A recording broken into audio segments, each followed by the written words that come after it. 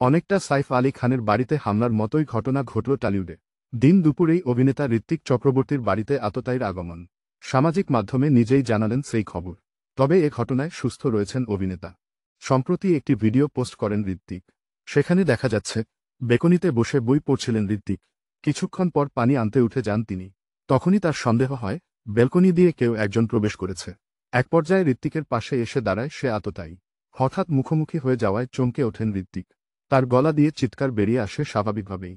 হাতাহাতি হলেও ওই ব্যক্তির কাছে কোনো অস্ত্র ছিল না। সে কারণেই আহত হননি ঋত্বিক।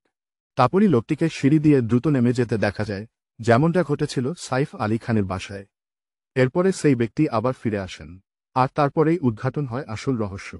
ফিরে এসে তিনি ক্যামেরার সামনে একটি কাগজ তুলে ধরেন। দেখে বোঝা গেল সেটি আসলে নতুন ছবি, পরিচয় গুপ্ত প্রকাশ মাত্র।